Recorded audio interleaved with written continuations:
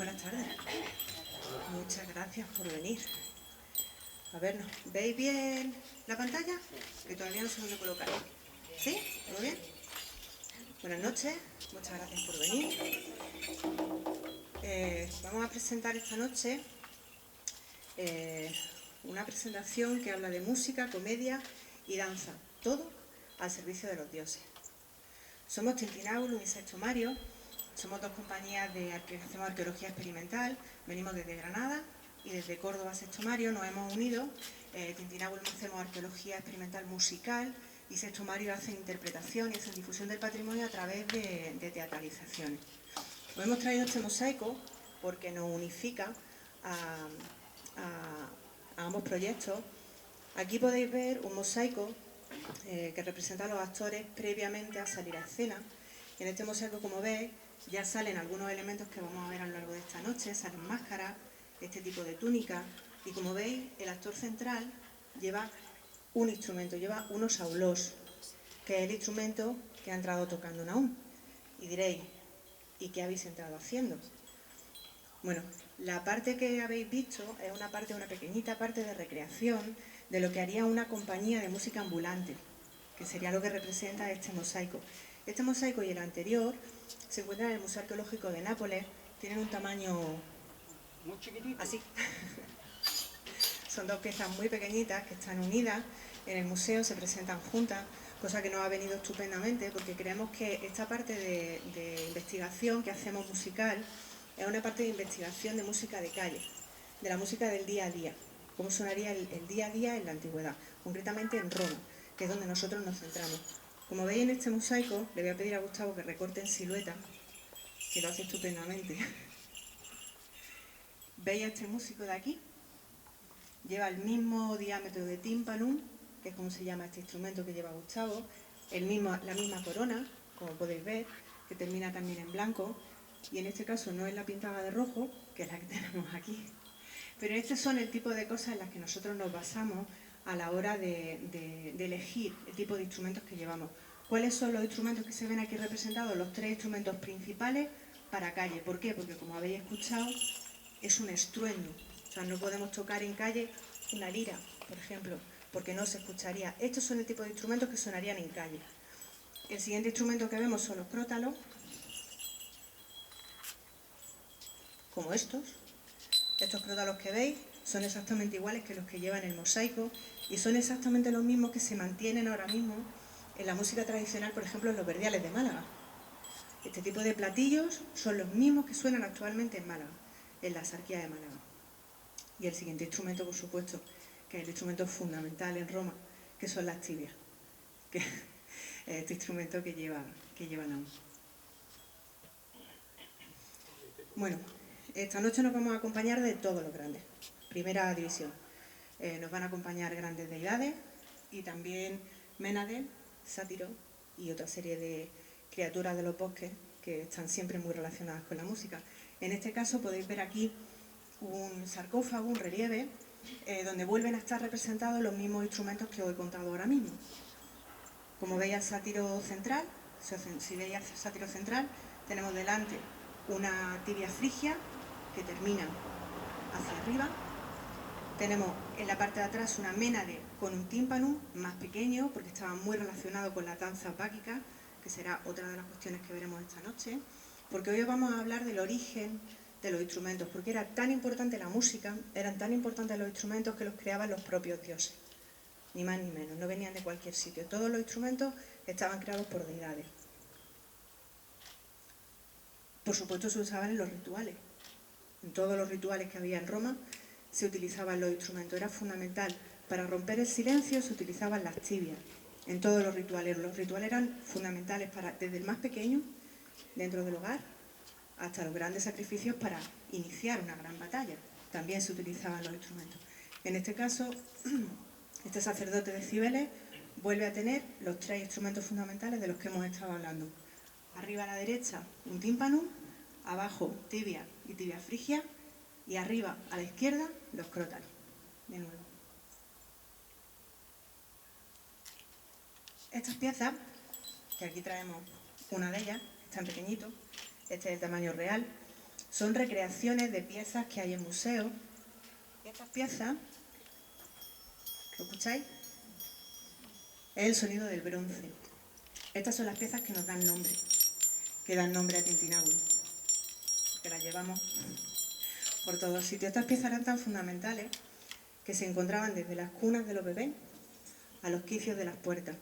Incluso, de hecho, hay una gran leyenda, por ejemplo, en Mérida, acerca del Tintinábulum de Mérida, porque salvó la ciudad en cierta ocasión con su sonido. Avisó a la guardia de que estaban a punto de tomar la ciudad y a través de ese Tintinábulum se salvó la ciudad esa noche de ser tomada. Este instrumento aúna realmente todos los elementos que ejemplifican la música, ¿no? El sonido mágico del bronce, la forma fálica, porque no hay nada más romano que un falo. Eso es así. Eso es así. Cuando se va a cualquier ciudad por ejemplo, en Pompeya, está de todas las maneras. Está en el suelo, en las paredes, está pintado, está rayado, está en graffiti, en mosaico. Es una forma no solo que alude a la sexualidad, sino a la protección. Es un elemento apotropaico, de protección. Por eso es tan importante. Y aparece los músicos, por ejemplo, pero es más, los legionarios también lo llevaban encima.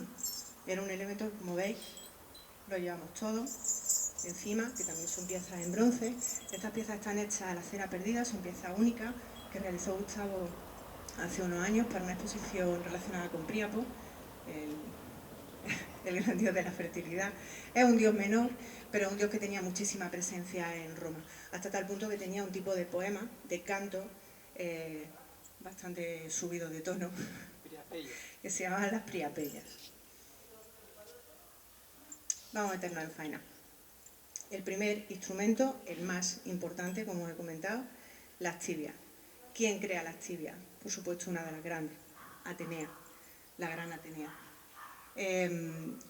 Era tan importante este instrumento que los tibicines, los músicos que tocaban las tibias, tenían una festividad, eran los quincuatros menores que se hacían en junio, y tenían permiso para desfilar por la ciudad vestidos ataviados con colores, haciendo procesiones, incluso hasta tal punto eran importantes que tenían permiso para celebrar una comida en el templo de Júpiter.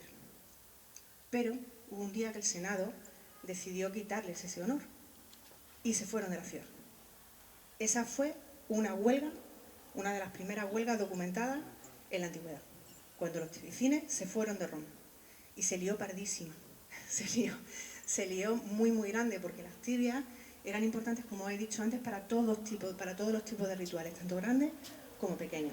Y tuvieron que pedirles por favor, los secuestraron realmente para que volviesen a Roma, porque eran fundamentales para poder seguir con la vida de la ciudad. ¿Y qué pasa con Atenea? Tenemos tres protagonistas en este primer mito. Atenea, que la veis a la izquierda, en la figura siguiente es el sátiro Marsias, y la siguiente figura, aquí al final a la derecha, es el gran Apolo. Estos son nuestros tres personajes principales para este mito. Os voy a contar solo el principio, porque vamos a hacer ahora una representación de la continuación de este mito, y os cuento. Atenea, como habéis visto en la imagen anterior, cuando se puso a tocar la flauta, cuando crió la flauta y estaba en el Olimpo tocando, empezó a tocar. ¿Te puedes poner? ¿Qué pasa cuando toca una flauta? La cara se deforma y el resto de dioses se rieron muchísimo de ella, y eso a Atenea le sentó fatal. Y cogió la flauta y la arrojó del Olimpo. Y al arrojarla, se partió. Y la recogió el sátiro Marsias. Y no os voy a contar más, vais a verlo ahora en representación y luego os cuento cómo va el final del mito.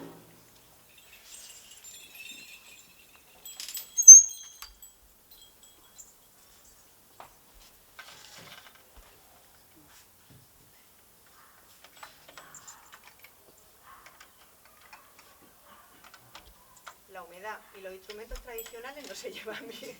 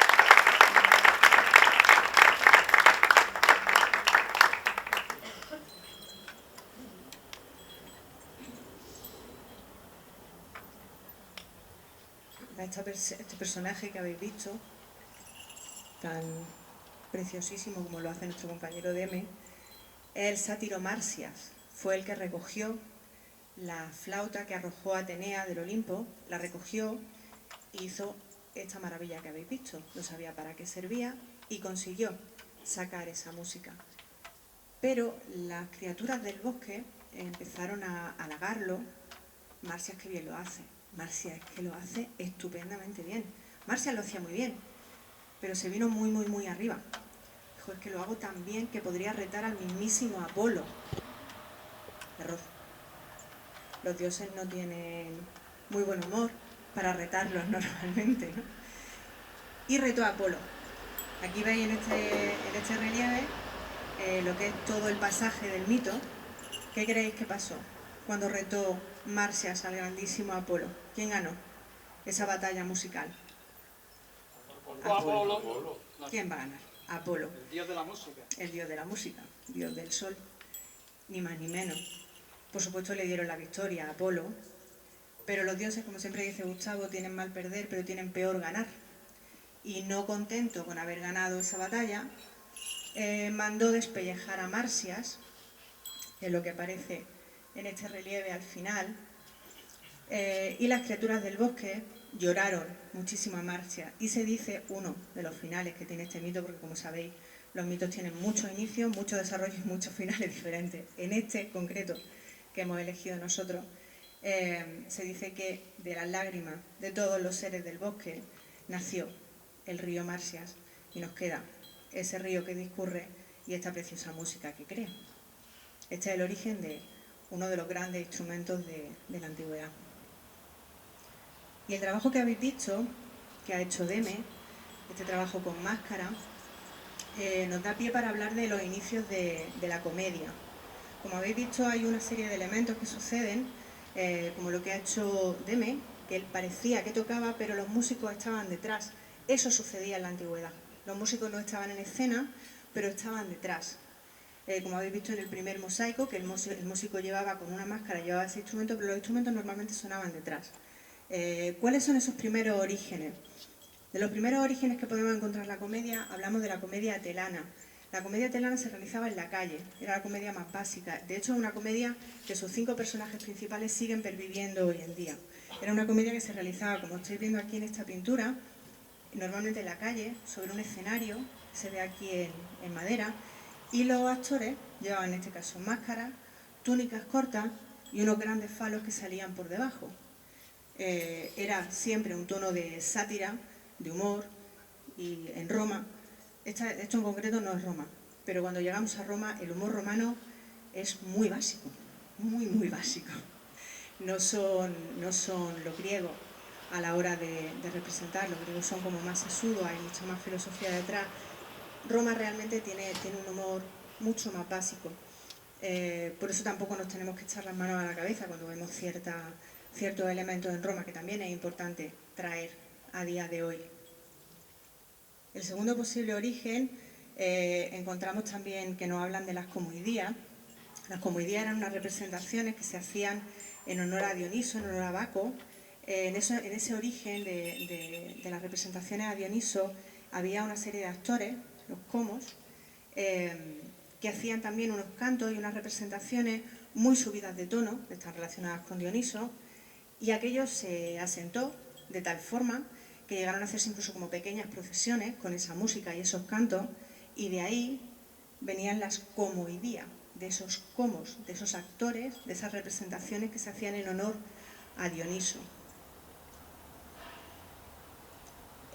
Esta parte que estamos realizando ahora, por suerte es una unión que hemos hecho con Sexto Mario, porque unir la música y la representación es fundamental. Igual que en la poesía, por ejemplo, siempre llevaba música. La poesía estaba musicada.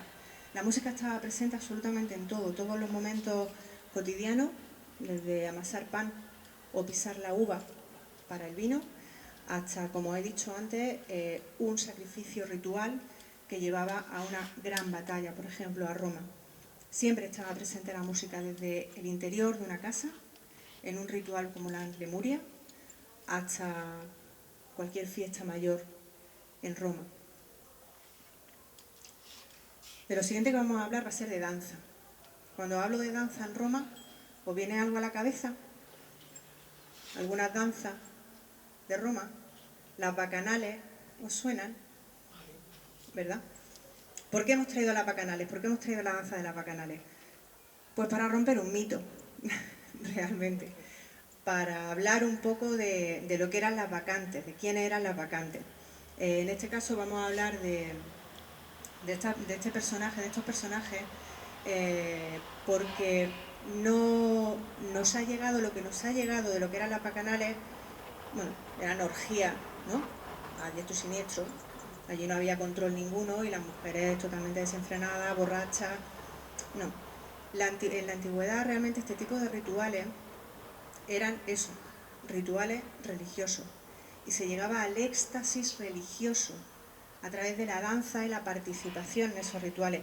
Pero no solo eso, sino que no hacer correctamente un ritual podía conllevar la ira de los dioses. Y era muy importante mantener esos rituales. No podías saltarte los rituales a la ligera. ¿Qué pasaba en esos rituales? En esos rituales pasaba que las mujeres salían de sus casas de noche, soltaban sus cabellos y danzaban hasta llegar al éxtasis en honor al dios. Podemos eliminar la parte del vino, la parte de... Se llega a ese éxtasis a través de la danza, de la música y de esa elevación, de ese contacto con la divinidad. Y hoy os vamos a contar, por eso lo hemos denominado un ritual mistérico femenino, porque era eminentemente eso, hasta que se prohibió. Y nos parecía muy importante, os hemos traído este mosaico porque es lo que representa realmente lo que hacía una buena mujer romana, estar en su casa e hilar, básicamente. Así que ahora os dejamos con este segundo mito que habla de las Miníades, que eran las hijas del rey Minos, que se negaron a seguir ese ritual del dios Baco. Y ahora vais a ver una parte de la representación y luego os contamos cómo termina.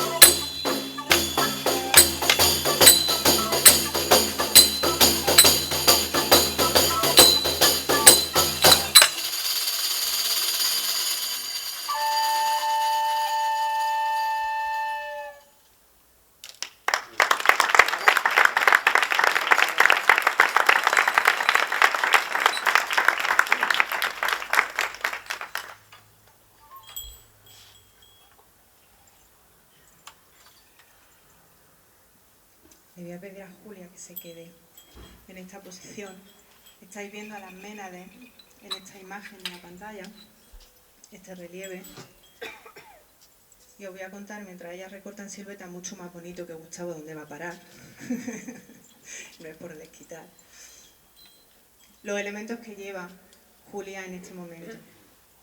Lleva un tirso en la mano, una corona de flores y un tipo de vestido muy vaporoso. Llevaban también unos panderos, tocaban unos panderos. Y como veis, pasad a la segunda posición si queréis. Y ya tenemos a las dos Ménades. Estas eran las mujeres que acompañaban a Baco en esos rituales. Y habéis visto lo que sucede cuando no cumples lo que la deidad te dice que tienes que hacer. En este caso que era salir al bosque y celebrar a Baco en el bosque con su ritual. Gracias, Julia.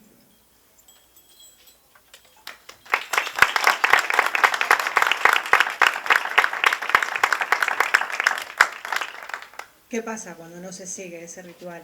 Baco se enfada. Y como habéis visto, después de obligarla a dejar sus labores y a salir al bosque a celebrar su ritual, estas hermanas pierden la cabeza porque entran en éxtasis mal, muy mal, y termina convirtiéndolas en aves nocturnas después de despedazar a uno de los pequeños hijos de una de ellas, pensando que era un corzo, que era uno de los animales que sacrificaban en ritual en honor a Baco. La mitología antigua bien no termina, las cosas como son. Y estos mitos, estos pasajes mitológicos nos cuentan, tienen una trascendencia grande, y como he dicho antes, lo queríamos traer por romper una lanza por esas Ménades, esas bacantes que acompañaban a Baco, por ese ritual tan importante y por ese éxtasis religioso al que llegaban. La danza era también por supuesto, es una de las artes más antiguas, junto con la música. Es lo primero que hacemos, ¿verdad? Danzar y cantar. Uno de los primeros ejemplos que, por ejemplo, encontramos en la antigüedad son las danzas pírricas. Estas danzas en concreto tenían que ver con un carácter bélico, eran entrenamientos, realmente. Eran entrenamientos que se hacían a través de esas danzas, eran coreografías que se hacían a través de esas danzas. Encontramos a la maravillosa bailarina gaditana, la escuela gaditana, que ellas sí que hacían danza erótica pura y dura. O sea, eran tremendamente conocidas por todo el imperio por sus movimientos. Cómo bailaban ellas, según nos cuentan las fuentes, no lo hacía nadie en el mundo conocido. Eran muy cotizadas porque tenían una forma de bailar y de moverse que ellas sabían cómo lo harían. Lo mismo ahora la heredera de esa gaditana antigua os quedaron en el recuerdo. Os traemos esta imagen, este mosaico, porque el músico lleva en el pie el instrumento que lleva Gustavo, que es un instrumento también muy romano, que es un scabellum. Este tipo de instrumento también lo recreamos. Como habéis visto en danza funciona muy bien, sirve para dar y compás. Y suele venir asociado a los músicos, bueno, en este caso en concreto sale tocando las tibias y el scabellum, y está muy asociado con la danza. Y por último, el último pasaje, le voy a pasar el micrófono a Gustavo, que me está mirando con cara de yo quiero, déjame contar es el pasaje de Pan y Siringa. Se lo voy a dejar a Gustavo porque Pan le gusta especialmente. Hola. Bueno, Pan, ¿quién es Pan? Pan es una deidad que está como infravalorada. Pan es Zeus en la tierra. Realmente es Siria, el campo, el bosque, porque realmente es donde se encuentra a gusto. No se encuentra a gusto ni en las ciudades ni en el Olimpo. Él necesita su naturaleza, necesita su deidad del agua, como son las ninfas, necesita toda esa magia que hay en el campo y en el bosque, y es protector. Por eso también va con un látigo. La importancia de Pan fue tal que es el que hace a base de látigo y a base del búcaro que llevaba, asusta a los gigantes y hace que ganen los dioses olímpicos a los gigantes. O sea que es importante desde el principio. Bien, Pan, aquí lo tenemos, bueno, pues aquí tenemos una imagen maravillosa, es Afrodita, está Eros, un Eroto, y está el dios Pan. Pues ya Afrodita, yo creo que lo dice todo, ¿no? Lleva una alpargata en la mano y le está dando un alpargatazo. Directamente pues, como que era un continuo en sexualidad. Es el dios por el que se fecundan los animales, lo que realmente es la importancia máxima que tiene, que es el dios fecundador, igual que Venus, es la diosa de la belleza y de la fecundidad. Bueno, ¿quién era Siringa? Siringa es una de las ninfas que sigue a Diana. Diana era la diosa de la caza y era una diosa virgen, de las pocas diosas vírgenes que había. Y de las únicas vírgenes que llevaba de ninfa eran Siringa y la hermana de Siringa, que iban ataviadas más o menos con su arco, sus flechas. Y Pan se enamora perdidamente de Siringa. Y ahí lo dejamos. Ahí podemos ver. ¿Va? Pero ya sabéis por dónde va, ¿no? Ninfa, la palabra ninfomanía viene de ninfa, o sea, las ninfas solían estar predispuestas, pero esta no. ¿Bien?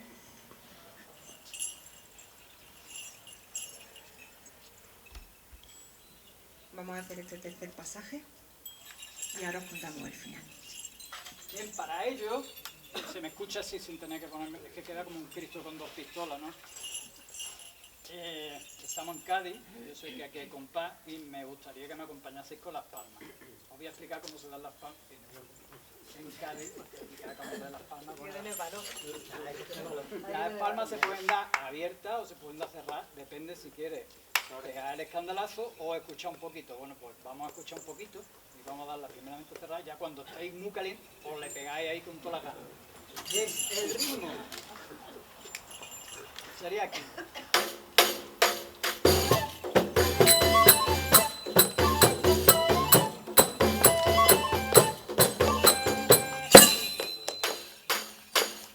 ¿Veis cuando doy 1, 2, 3, 4? Pues ahí no se toca. ¿Bien? Vámonos.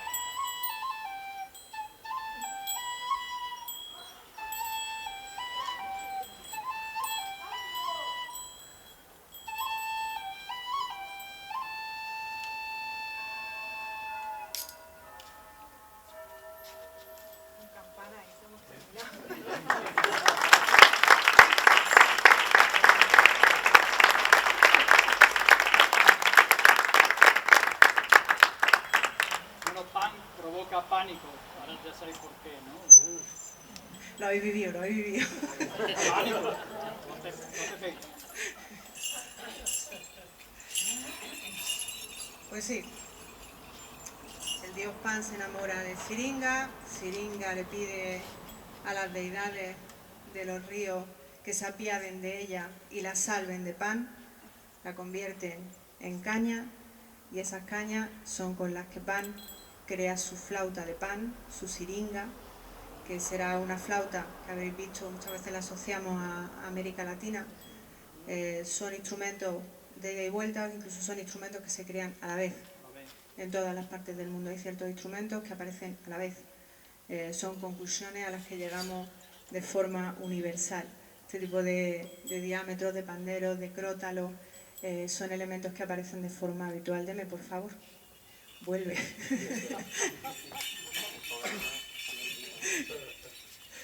Vuelve con nosotros. Aquí estáis viendo, por ejemplo, lo que lleva Deme. Es una de las cuestiones que tienen que ver con la arqueología experimental. Podemos tener representaciones de máscara, ¿no? Hasta que no se hace el trabajo actoral que ha realizado Deme con esa máscara, no sabe ni cómo se coloca, ni el peso que tiene, ni las representaciones que te dura, ni si puedes proyectar la voz en caso de que haya que hablar. En este caso, este tipo de conclusiones son a las que llegamos. La primera máscara, por ejemplo, que habéis visto. Esta máscara es creación de Sexto Mario, con la que ha representado a Marcia. Son creaciones nuestras con una base fundamentada en la investigación que realizamos. Como veis, ahora a Deme no le falta un solo detalle. Lleva las máscaras, la cara pintada de blanco, el falo saliendo por debajo de la túnica. Lo tiene absolutamente todo, y aún tocándole por detrás con la tibia. Nos falta un solo detalle. Pues hasta aquí. Hasta aquí hemos llegado con esta representación de los tres mitos, hablando de instrumentos, hablando de danza. Hay aquí un montón de instrumentos y de cositas en la mesa. Si queréis acercaros ahora y verlo de cerca o preguntarnos cualquier cosa que se os haya, cualquier duda que se os haya quedado, encantados de atenderos. Muchísimas gracias a César por llamarnos, muchísimas gracias por crear estas primeras jornadas de cartella lúdica. Este tipo de jornadas son una maravilla. Muchas gracias a vosotros por interesaros por el patrimonio, por cuidar vuestro patrimonio. Esto que hacemos no deja de ser darle importancia y difundir nuestro patrimonio, nuestra historia, que lo mantengamos vivo y que lo mantengamos en condiciones para los que vienen detrás, que también tienen derecho a disfrutarlo. Así que muchísimas gracias por venir, por interesaros por este proyecto y que esperamos que os haya gustado. Así que muchísimas gracias.